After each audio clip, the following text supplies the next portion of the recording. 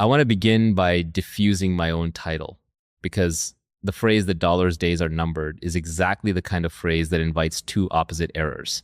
And I want to prevent both of them before I say anything else, because the entire value of what follows depends on holding a position that is more precise and more measured than the phrase itself suggests.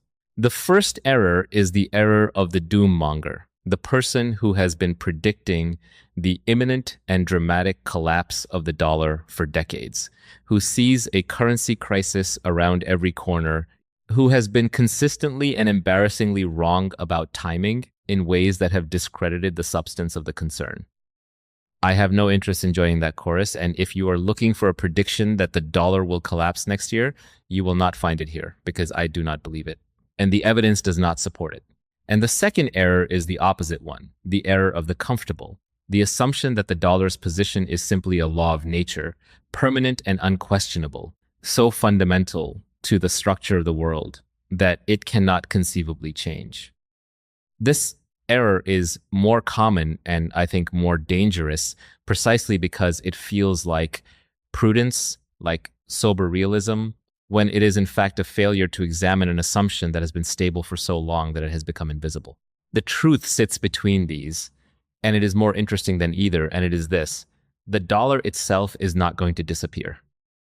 But the dollar's specific privileges, the extraordinary set of advantages it has enjoyed for nearly 80 years, are on a trajectory of gradual erosion. And that trajectory is real, and it is accelerating in some dimensions. And the most genuinely interesting part of the whole situation is not the erosion itself, but the fact that the people running the system understand it perfectly well, and that their behavior, if you read it carefully, reveals that understanding. That is what I mean when I say Washington knows it. I do not mean anything conspiratorial. I do not mean there is a secret plan or a hidden room where the dollar's fate is being decided against the public interest. I mean something both more mundane and more consequential, which is that the mathematics of the situation are not hidden from anyone, least of all from the people whose job it is to manage them, and that the revealed pattern of their choices amounts to a tacit acknowledgement of a reality they cannot say out loud. I want to walk through this carefully because it is a subtle point and it is easy to misread in either the paranoid direction or the dismissive one. And the truth is neither paranoid nor dismissive, but simply structural. Let me begin with what the dollar's privilege actually is, because you cannot understand its erosion without understanding what is eroding. The dollar is the world's primary reserve currency, and this status confers what French economists more than half a century ago called an exorbitant privilege. The privilege is this: because the rest of the world needs dollars to conduct international trade, to hold as reserves, to serve as the safe asset of last resort, there is a structural, continuous demand for dollar-denominated assets that exists independently of the fiscal fundamentals of the United States itself. And this structural demand allows the United States to do something no other country can do, which is to borrow enormous quantities at lower interest rates than its own fiscal situation would otherwise justify, and to run persistent deficits year after year without triggering the currency crisis that would afflict any other country behaving the same way. It is, in the most literal sense, the ability to write checks that the rest of the world is structurally obligated to hold rather than to cash. It is a gift of extraordinary value, earned originally by the genuine productive and financial and military dominance of the United States in the period following the Second World War, and it has been enjoyed continuously since. But a privilege earned by past dominance is not the same as a law of nature, and this is the crucial thing to understand. The dollar's reserve status was the financial expression of an underlying productive reality, and to the extent that the underlying reality changes, the justification for the privilege changes with it, even if the privilege itself persists for a long time on inertia and network effects after the justification has weakened. And the underlying reality has been changing slowly for decades. The most important dimension of that change, and the one that is now most clearly visible, is fiscal. The fiscal trajectory of the United States is, and I want to state this carefully and without exaggeration, genuinely unsustainable over long horizons in its current form. The combination of committed mandatory spending, defense expenditure, And the interest cost of the accumulated debt produces a structural deficit that is extremely difficult to reduce through any politically achievable combination of spending cuts and revenue increases. The debt has grown to a scale that during the long period of near zero interest rates that followed the financial crisis and was extended through the pandemic was manageable because the interest cost was artificially suppressed. But as interest rates have normalized, as they have risen from those historically anomalous lows toward rates that reflect the genuine cost of capital, the interest cost of that enormous debt has grown substantially, and it is now consuming an increasingly significant share of federal expenditure. And the dynamic has begun to compound because more debt requires more interest, and higher interest contributes to larger deficits, and larger deficits require more debt. This is not a crisis in any single year, but it is a trajectory, and the trajectory is clearly unfavorable, and the range of options for managing it is genuinely constrained. And none of this is hidden. The numbers are public. Anyone willing to look can see them. And that is the setup for the thing I actually want to talk about.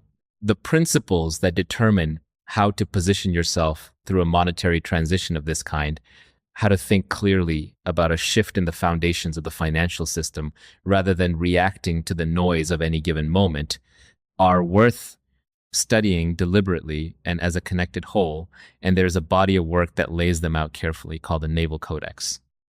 It is not a market forecast, and it is not a set of tactics. It is a systematic account of the underlying principles that determine who preserves and builds genuine wealth through the kind of monetary and institutional transitions I am describing. If you want to engage with those principles directly, it is linked in the description, and there is a code on the screen you can scan to reach it. And engaging with the principles directly is what matters, because the principles hold across every particular transition, and the particulars of this one will unfold in ways that no one can predict precisely. So now let me come to the heart of it, to what it means to say that Washington knows the people who run fiscal and monetary policy are not stupid, and they're not blind. They can read the same trajectory that anyone can read, and they understand its implications at least as well as any outside observer, and probably better. So the question is not whether they know. The question is what the knowledge implies given the constraints they actually face. And this is where the analysis becomes genuinely illuminating, because the range of politically achievable responses to the fiscal trajectory is far narrower than the range of theoretically possible responses. And understanding that narrowing is understanding everything. There are, in principle, 3 ways to resolve an unsustainable debt trajectory. The first is genuine fiscal discipline, a combination of significant spending reductions and significant revenue increases sufficient to stabilize and reduce the debt. This is theoretically available and practically almost impossible because the spending that would have to be cut and the revenue that would have to be raised are each protected by powerful constituencies and by the basic political reality that the pain of adjustment is immediate and visible, while the benefit is deferred and abstract. And no political system with short electoral horizons reliably chooses immediate visible pain for deferred abstract benefit. The second way is outright default, simply declining to pay the debt. And this is unthinkable, because it would destroy the very foundation of the financial system and the reserve status itself, and no one will choose it. And the third way, the way that remains when the first is politically impossible and the second is unthinkable, is monetary accommodation and tolerated inflation, the gradual reduction of the real value of the debt through the persistent erosion of the currency in which it is denominated, right? And this third way has in effect been chosen, not announced, not decided in any single visible moment, but revealed in the pattern of behavior, in the reliance on monetary expansion to manage the consequences of fiscal decisions, in the tolerance of inflation that runs persistently above the stated targets, in the absence of any serious move toward the fiscal discipline that the first path would require. The knowledge that the trajectory is unsustainable combined with the political impossibility of the disciplined response and the unthinkability of default, leaves only the path of gradual erosion, and the gradual erosion is what the revealed behavior shows is being followed. That is what I mean by Washington knows it. The knowing is not a secret plan. The knowing is legible in the choices in the path that is actually being taken, which is the only path that remains once the others are ruled out. And here is the mechanism that makes this matter to you personally, whether or not you ever think about fiscal policy, because the tacit strategy of gradual erosion is at bottom a wealth transfer, and you are very likely on the paying side of it without knowing it. Inflation reduces the real value of the debt, and this is precisely why it is the path of least resistance, because it reduces the real burden on the largest debtor, which is the government itself, without requiring any explicit decision to cut spending or raise taxes or default. But the reduction in the real value of the debt does not come from nowhere. It comes from the reduction in the real value of every dollar-denominated claim, which is to say from the reduction in the real purchasing power of everyone's dollar savings and everyone's dollar wages. The inflation that quietly shrinks the government's real obligations is the same inflation that quietly shrinks the real value of the saver's savings and the wage earner's wages. It is a transfer, continuous and silent, from those who hold dollars, savers, and wage earners to those whose real obligations are reduced by the erosion, the government above all, and to those who hold the assets whose prices rise with the monetary expansion. It is not theft in any dramatic or illegal sense. It is the structural consequence of the only politically available path, a transfer that occurs not through any single visible act, but through the slow, continuous, barely perceptible erosion of the currency, falling on the people who hold their wealth in that currency and doing exactly what it is, in a sense, designed to do, which is to reduce real debt burdens by reducing real dollar values across the board. The way capital actually moves during a monetary erosion of this kind, where it flows and why, and what happens to different asset positions when the real value of the currency is being gradually reduced, as a matter of tacit policy, is worth understanding in its specific mechanics rather than in vague outline, and there is a framework that traces exactly this, called the dragon pivot. Despite the name, it is not really about any single country. It is about how monetary transitions unfold across history, what they do to those who hold the eroding currency and those who hold assets independent of it, and how those who understood the dynamic early position themselves on the receiving rather than the paying side of the transfer. The code shown on the screen leads straight to it, as does the link in the description, for anyone who wants the fuller historical picture. And the fuller picture matters here because understanding that the erosion is not an accident, but the structural path being followed is what turns a vague unease about inflation into a clear understanding of why holding wealth in the eroding currency is being on the paying side of a strategy. There is a further dimension to the erosion of the dollar's privilege, and it operates alongside the fiscal one. And it is the gradual reduction of the world's dependence on the dollar-based financial system, driven in significant part by a dynamic that is, I think, deeply underappreciated. The dollar's dominance is maintained not only by the demand for dollars as reserves, but by the fact that most of the world's cross-border transactions flow through infrastructure controlled by American institutions or subject to American jurisdiction. This creates an extraordinary form of leverage, the ability to exclude actors from the global financial system by denying them access to that infrastructure. And this power has been used through the mechanism of financial sanctions against a range of countries. But every exercise of that power provides additional motivation for other countries to reduce their dependence on a system that can be turned against them. When a country observes that access to the global financial system is conditional on political compliance, the rational response is to invest in alternatives, to develop independent payment systems, to conduct more trade in non-dollar currencies, to accumulate reserves and assets that cannot be frozen by political decision. And this is happening not primarily out of any ideological preference for an alternative system, but as the rational response of sovereign actors to the demonstrated risk of dependence. Central banks have been net buyers of gold for over a decade, with a marked acceleration following the freezing of one major central bank's reserves, because the lesson many of them drew was that dollar-denominated reserves can be confiscated by political decision, and that lesson has produced a genuine shift in reserve allocation that is not widely appreciated. The weaponization of the dollar's infrastructure, in other words, is quietly self-undermining, accelerating the very erosion of dependence that weakens the privilege over time. So what does all of this mean for the individual trying to think clearly about preserving and building wealth? Because that is, in the end, the only question that matters here.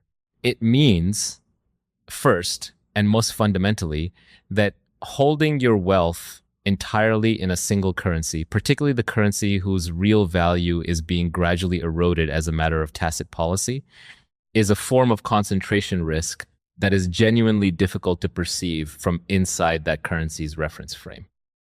The person whose entire financial life is denominated in dollars has no intuitive sense of dollar risk, because dollars are the unit in which they measure everything. And so the dollar feels like a fixed point rather than a variable whose real value is declining. But the real value of the dollar, measured in purchasing power over real goods and services, has declined persistently for a very long time. And the tacit strategy I have described ensures that it will continue to. And this points directly to the question of what to own instead. And here, the crucial distinction is between assets whose value is a claim on the monetary system that is being eroded, and assets whose value is grounded in genuine productive capability that is relatively independent of that system's trajectory.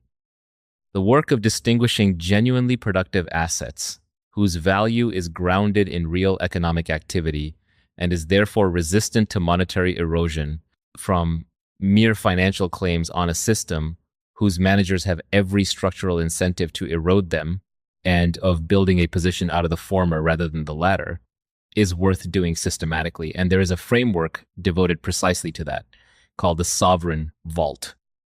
It is concerned with building durable, generationally significant wealth, grounded in real productive assets and real institutional protection, the kind of value that is preserved across a monetary erosion rather than diminished by it, rather than in the financial claims that the erosion quietly reduces.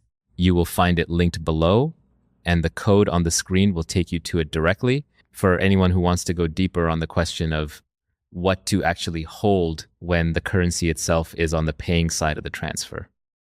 And that question is the practical heart of the entire matter, because understanding the erosion means nothing if you remain concentrated in exactly the claims the erosion diminishes. I want to say a word about the assets whose value is grounded outside any single monetary system, because they occupy a specific and increasingly relevant place in this analysis. Gold has held its purchasing power across currency transitions, and across the collapse of empires, and across the full range of monetary experiments human societies have attempted. And its role as a reserve asset, independent of any single government's fiscal prudence, is precisely why central banks have been accumulating it. And there is a newer category, the monetary systems that operate by design independently of any government's fiscal decisions and any single jurisdiction's control, whose supply cannot be expanded by political decision and whose operation cannot be shut down by any single actor. I am not going to make a price prediction about any of these, because I do not believe reliable short-term price predictions are possible, and anyone who claims them is overclaiming. What I am saying is that the structural case for holding some portion of wealth and assets whose value is genuinely independent of the eroding currency, assets that cannot be diminished by the tacit strategy of the system, whose currency you would otherwise be entirely concentrated in, has become stronger, not weaker, as the fiscal and monetary dynamics I have described have developed, and as the weaponization of the dollar system has demonstrated the genuine vulnerability of purely conventional concentration. Now I want to turn to the psychological dimension because it is the most important part, and it explains why, even though Washington knows it and the trajectory is legible and the mechanism is understandable, the overwhelming majority of people on the paying side of the transfer will do nothing about it. The first reason is the one I have already touched, that the erosion is gradual, a few percent a year below the threshold of ordinary perception, and the human mind is very poorly equipped to perceive slow, continuous change, calibrated as it is, to notice sudden events rather than gradual processes. The second reason is that the transfer is denominated in the very unit that hides it, so that from inside the reference frame of the dollar, the erosion is invisible, the number in the account not falling, the salary not declining in nominal terms, everything measured in the eroding currency appearing stable while its real value quietly declines. But there is a third reason, specific to this situation, that I find the most interesting of all, and it is this. Most people assume that because the institutions are managing the situation must be fine.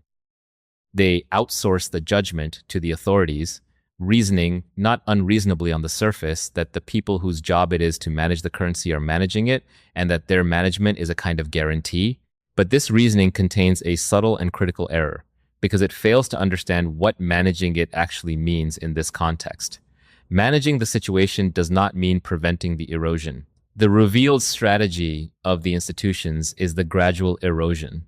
Managing it means managing the transfer, conducting it smoothly and slowly enough that it does not trigger a crisis, not preventing the transfer from occurring.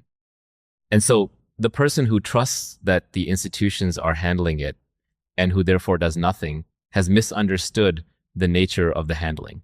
The institutions are handling it precisely by conducting the gradual transfer that the person is on the paying side of. And the trust that leads a person to do nothing is trust in a process whose smooth functioning consists in the very erosion that the person is failing to protect themselves against. It is one of the quieter ironies of the whole situation that the confidence in institutional management, which feels like prudence, is precisely what keeps people passive on the paying side of the strategy that the institutions are in fact competently executing. I want to be very clear once more about what I am not saying, because the misreadings of this are dangerous and I want to foreclose them. I am not telling you to panic. I am not telling you to dump all your dollars and bet on collapse. That would be to make exactly the doom-monger's error, and it would be to mistake a slow structural transition for an imminent event, and it would very likely cost you, because the transition is slow and the dollar's inertia is enormous, and the timing of these things is genuinely unpredictable. Reserve currency transitions unfold over decades, not years. Sterling's decline as the world's reserve currency was a process that took most of the 20th century, long after Britain's relative economic position had clearly deteriorated.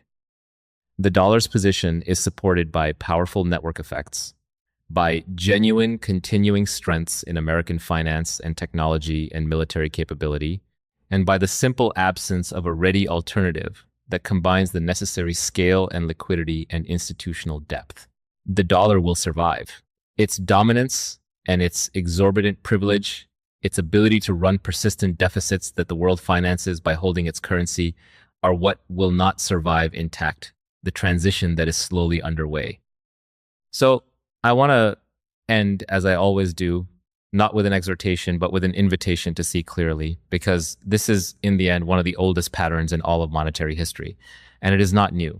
Every monetary privilege ever enjoyed by every dominant power has eventually eroded, because privileges earned by past dominance are contingent rather than permanent, and the erosion has always been gradual, and it has always been managed for as long as it could be managed by institutions that understood the trajectory and conducted the gradual adjustment because the alternatives were politically impossible. This is not new. What is new is only the specific circumstance, the particular fiscal trajectory, and the particular monetary dynamics, and the particular acceleration of de-dollarization that together define this moment, and the particular tacit strategy of gradual erosion that the revealed behavior of the institutions shows is being followed. The intelligent response is not dramatic, and it is not fearful, and it is not a bet on any specific catastrophic event that no one can predict.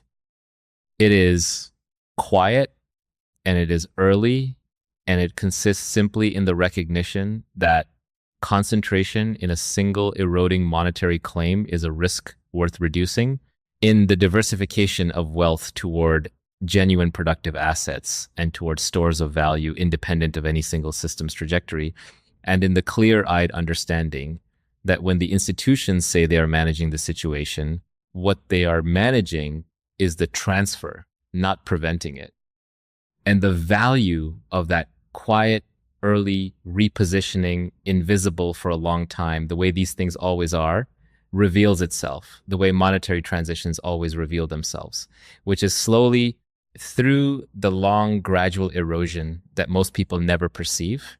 And then suddenly, at the moment, some event or combination of events causes a rapid repricing of the dollar's position relative to the alternatives. And the transition that had been unfolding slowly for years appears all at once to be unfolding very fast. And the people who repositioned while it was still slow are found to have been positioned exactly right, while the people who waited for the undeniable, trusting that the institutions were handling it, discover only then what the handling had consisted of all along.